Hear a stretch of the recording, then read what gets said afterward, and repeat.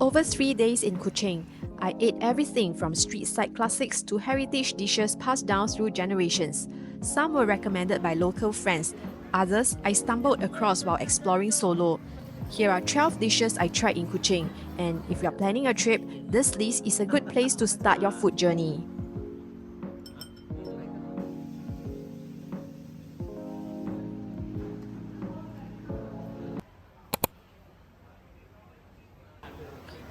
My trip started with a bowl of Sarawa Laksa at Choon Café, highly recommended by the Grab driver.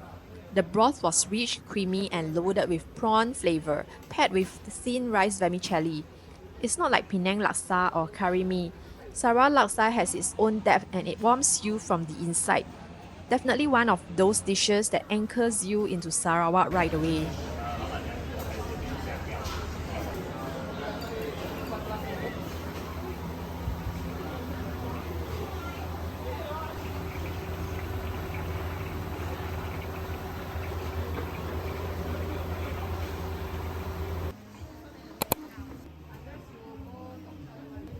This was one of my favorite combinations, kueh chap with silky rice sheets and juicy pork satay grilled over charcoal. Laaking is a hidden hawker center tucked between shop houses opposite a temple. The satay here was smoky and thick with peanut sauce, and you could tell this was a go-to spot for locals on their lunch break.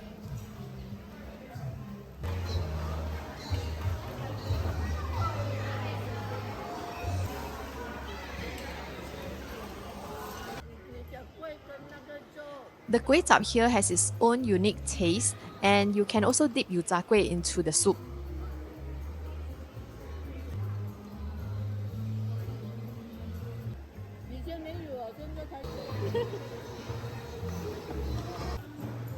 There's something satisfying about eating in a place that feels untouched by trends.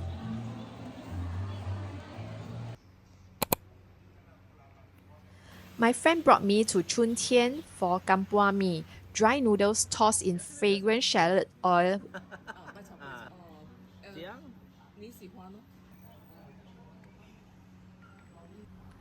We also shared char kuih and fried noodle, which were good and simple. This wasn't a regular tourist food stop. It felt like just a regular morning in someone's real life. After visiting Fairy Cave and Wind Cave, I stopped at Ming Ming Food Court for lunch. Kolo Mee here was springy and had a gentle savory flavor, topped with minced pork and char siu. It was quick, affordable, and comforting, the kind of meal that resets you after an outdoor day. Food court like this are where locals eat daily and they have their own rhythm and regulars.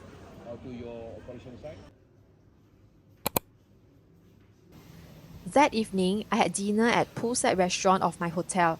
The setting was beautiful, gentle river breeze, low lights, and just a few quiet tables. I ordered Ayam Pansuh, a traditional Dayak dish where chicken is cooked in bamboo with herbs. It came with purple rice, which was perfectly nutty and paired well with the rich aromatic sauce.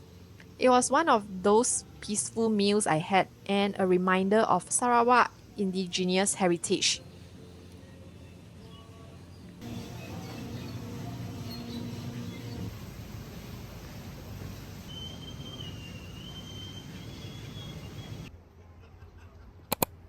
Midin is a wild jungle fern that you can only find in Sarawak. And this was one dish my friend insisted I try. It was stir fried simply with garlic, retaining its crunch and a light earthy taste. Rock Road is a well known seafood restaurant among locals, and the spread we had was generous fish, prawns, soup, and more. But it was the Midin that stood out because of how unique it was to the region.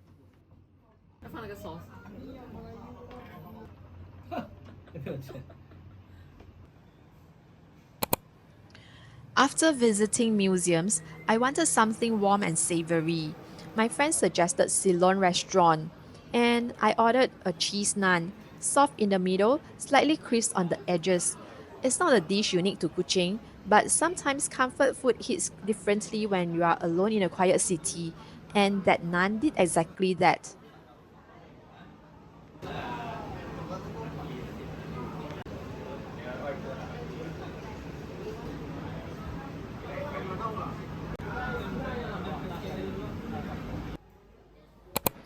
Inside the old courthouse, I found a quiet spot at Commons Café, a clean modern cafe surrounded by colonial architecture. I had a slice of cake and coffee, just something light to rest. What I liked most was how calm the space was. No rush, no crowd. It felt like Kuching's rhythm in cafe form.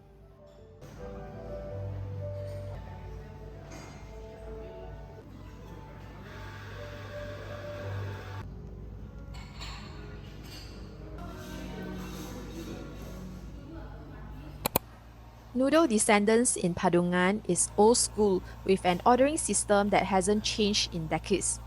The noodles were tossed in rich pork lard sauce, and the clear soup on the side was surprisingly deep in flavor.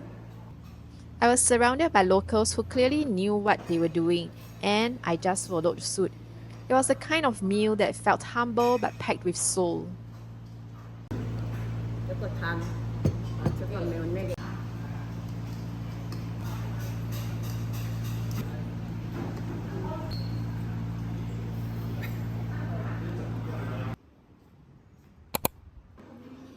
On the final night, I had dinner at Little Chef Garden in Saradise, a quiet residential area where the restaurant blended into the neighborhood.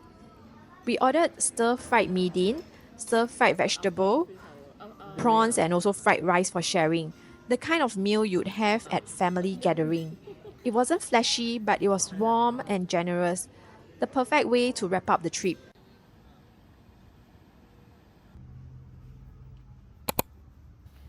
Kuih Lapis is one of Sarawak's most iconic treats, colourful, layered and sweet. I saw it displayed at stalls along Jalan main Bazaar. It's something you can bring home, but even better when you try it fresh.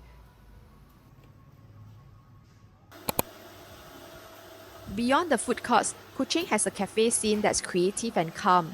I visited a couple around Carpenter Street where the drinks were good and the spaces felt honest.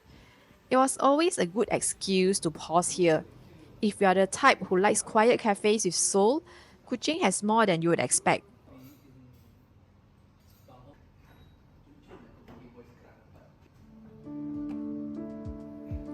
Kuching's food scene isn't about flashy trends or social media hype. It's about places that have stood the test of time, dishes that locals still come back to day after day. If you are planning a trip to Sarawak, I hope this gave you ideas and maybe even a craving or two. If you'd like to find out more on places to visit in Kuching, watch my 3-day 2-night Kuching vlog next. And if you enjoy calm travel stories, don't forget to subscribe to my channel. Thanks for watching!